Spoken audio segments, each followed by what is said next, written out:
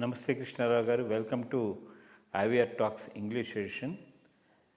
In this session, we just discuss about one of the worst episodes we have ever witnessed in the last 3 decades. That is the Air India crash at Ahmedabad. It's really unfortunate. All passengers except one escaped. Except one, they have lost their lives. And added to that, because this has landed in the place where there is a government hospital and then hostel and everywhere, there most of the medicos, students and the doctors also have lost their life. Very, very unfortunate. The Union Aviation Minister and the Chief Minister and the Prime Minister and the Home Minister, Mr. Amit Shah, all the people, they went to oversee the rescue operations, and beyond recognition, all the bodies got checked, and they are, I think, investigating the thing and trying to hand over the bodies to the relatives. Is very, very unfortunate. Still we need to get the realities of what are the causes of the accident, of the disaster, and on behalf of our IYRTalks, condolences to the families of the bereaved, and let's hope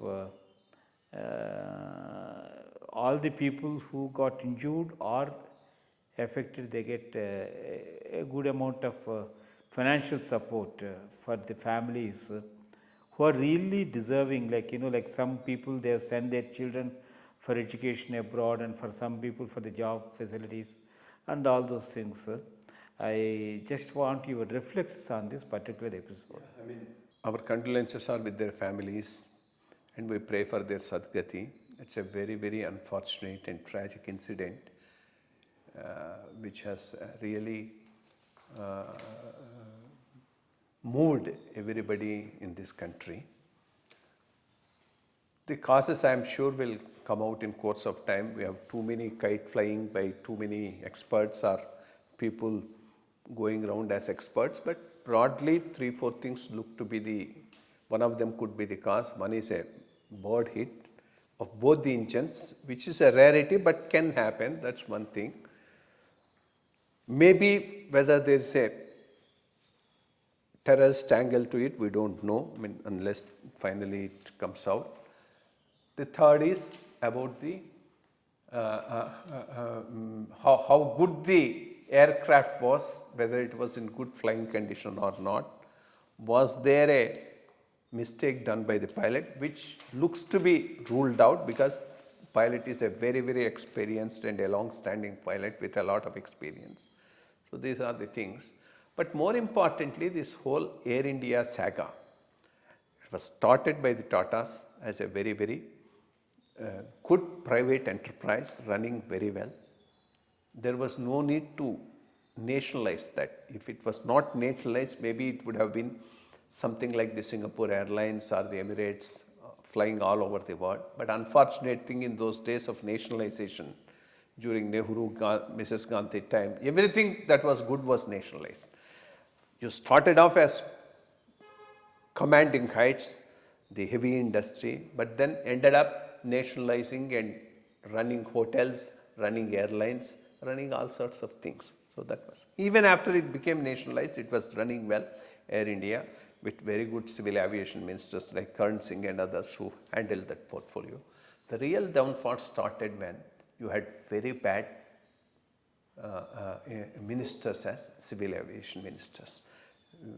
During whose time the Air India was milked, basically. It was milked, and then a lot of commissions, aircrafts were bought for commissions, and part of the slots meant for Air India were traded and given over to Emirates and others. Such third-rate fellows were there as civil aviation ministers of this country.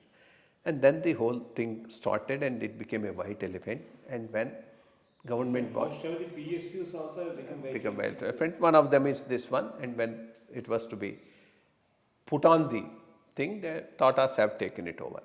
Whether that was a right decision, I think I don't know Tatas, because they already were running Air Asia and Vistara. Vistara had got a very good brand name and was doing well. Slowly they could as well have expanded instead of getting into this. But having got into this, they have a reputation to God, and they should have done it, because when you get an Air India, you get it as lock, stock and barrel. You get their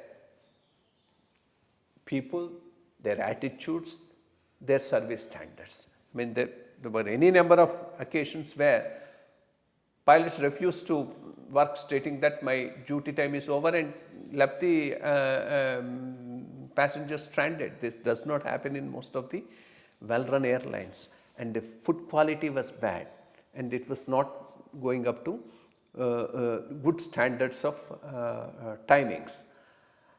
I mean, 2-3 years is good enough a time to set it around, but if it's not, then it's a very toxic thing, and they should have taken care to at least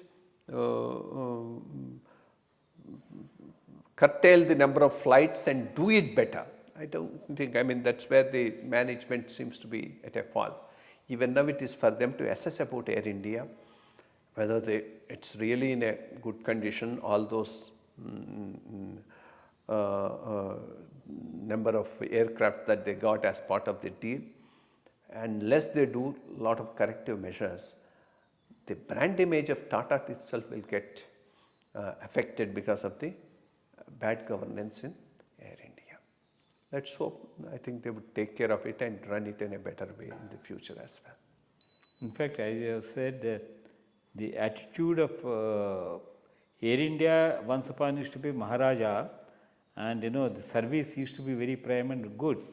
But later now I believe that even the way in which they handle the passengers also is very bad.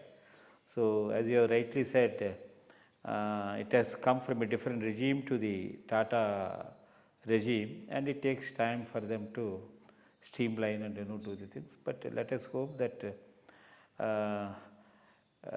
as you have also rightly said, the DGCA should have most checks, counter checks and balances and imbalances, to see that because travel by air has now become a big question mark.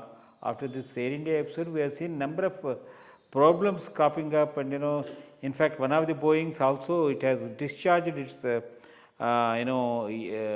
in the mid-air.